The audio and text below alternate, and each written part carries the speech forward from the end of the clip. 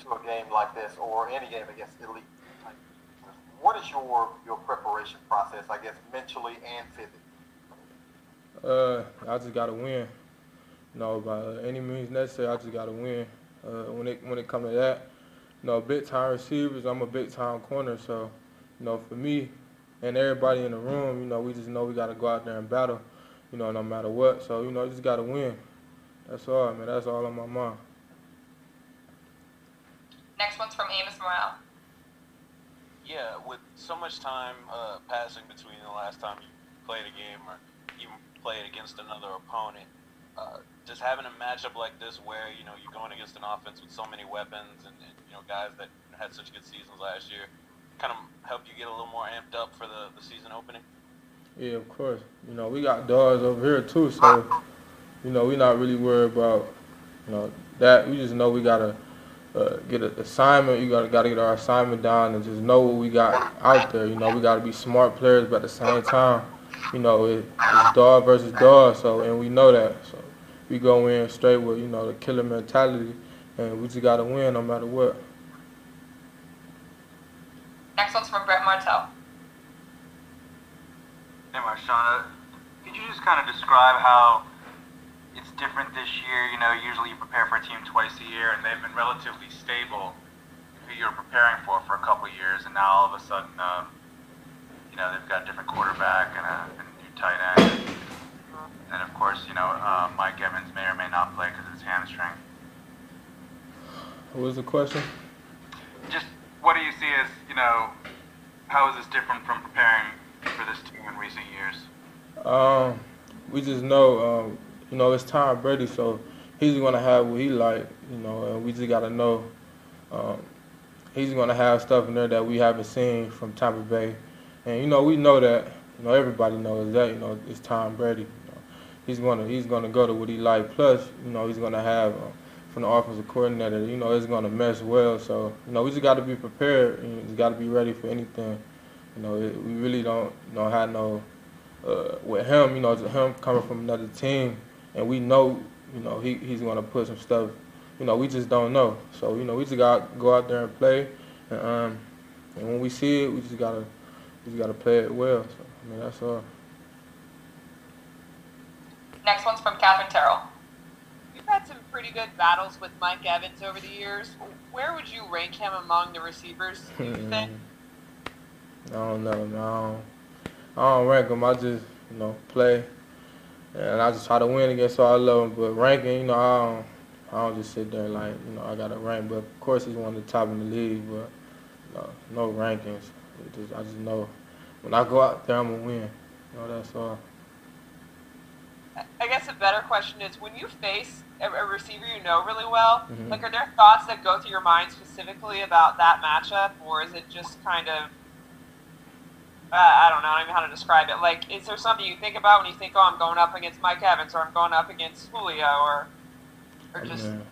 Of course. I'd be lying if I said I didn't think about just the matchups throughout the years and just that, but I don't think too much on it. You never know. He probably not the same player he was last year or the year before. I learned that the hard way, just coming from, my rookie year to my second year. I feel like he was a better player than my rookie year. So, every year you aiming to get better. So you really don't know what the receiver been working on, all off season or anything. He could have got better in a specific area that he wasn't good in. So you really just on your toes at corner. You just really don't know. And, you just got to react to everything. Next question's from Amy Just. Yeah, you've played against Tom Brady before. It was like your second game of your NFL career or something. Does that help you just know what to expect? Obviously, he's in a different offensive scheme now, but just playing against him before? Kind of, but that was 2017,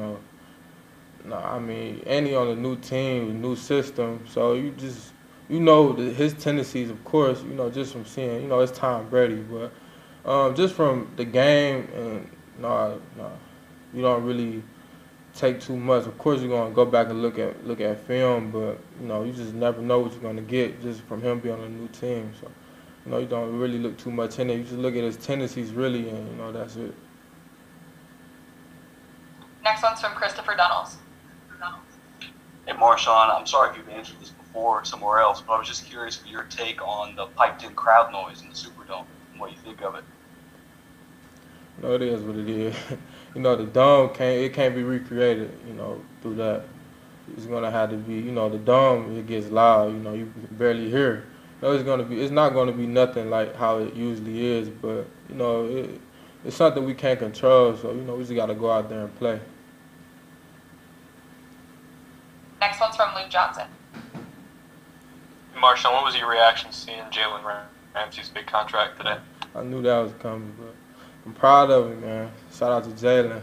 I'm not going to talk about, me or how I look at this situation, but I'm just proud that he, him, Trey White, all the corners are getting paid. I know them, so, I'm happy for them, that they got that money. And, I still have a whole season to play, so you never know. Of course,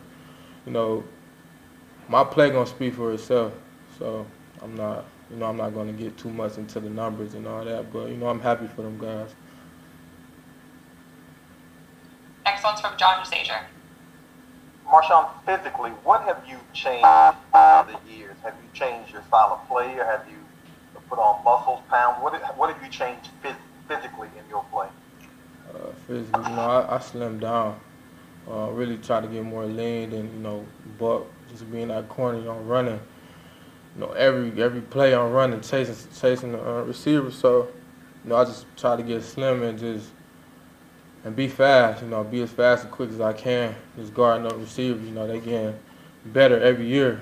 The quickness, the speed, and everything. So I just got to match them. So I just slimmed down, and of course I added stuff to my game that I'm not going to say. You got to look at that on film, but yeah, I've added some stuff, just getting better. Trying to get better, each year, try to figure out what's my weaknesses and trying to correct them, basically. Next one's from Nick Underhill. I'm sure you've been in games before where you prepared for someone and then that guy doesn't play for whatever reason. What's that adjustment like, just what happens when you're expecting to play somebody and then you might not end up matching up with them? I've done that. Last year that happened with Julio. I had to go in. I was coming off an injury, and then he got injured, so it was like a game time decision. So it really don't change. It just go from you not guarding him, now you guard him. So you got to go in there with the same mentality. That's what I'm trying to really work on. Just I go against a hard receiver like Julio. I go against him, and then I have to go against a receiver that's not so good, and I lose focus. I'm trying to stay focused in, and whatever happens. I can't control it, so I just got to go out there and show everybody what I can do. You mentioned losing focus. Why do you think that kind of happens a little bit? It's just a little harder to lock in when it's not. Yeah, you just out there, and it's like they not gonna throw it out here, and you just lose focus. But that's not a good mentality to have. But that's what I've had in the past. But no more. I gotta go in, lock in every play, no matter who I'm playing. And that was really just my downfall. It wasn't the lack of talent or anything like that. It was just the focus is on the receiver, because I go against number ones all day, and then when I get an easier receiver, it's like I feel like it's gonna be a cakewalk, and I just gotta go out there and show them that it's a cakewalk instead of just thinking it in my head. I gotta go out there and play like I'm playing against Julio. Next question's from Rod Walker. Hey, Marshon, in the past, the defense gets a turnover and you run down and celebrate and strike a pose. Have you thought much about, what all that's going to be like this year, or does it just naturally happen how you celebrate with no fans? Everybody took the celebration that we had run to the end zone, take pictures. Everybody took that, so we got to come out and do something different. We got to excite everybody. Back home, there's really no fans, so we got to go out there and really, turn it up a little bit and just have fun out there. Really, the pictures is getting old because everybody stole them, and they stole the picture idea, and then they try to say it's theirs. So, they can have it. It is what it is. We're going to come up with something else. But is it hard to generate that kind of enthusiasm with no fans, you think? No, it's within. You get excited. You make a play, you're going to get excited.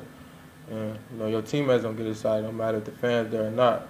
That's real. You're just being competitive, and that competitiveness, is gonna bring out, the fun. It's gonna bring out everything that you want to do as far as celebrating. So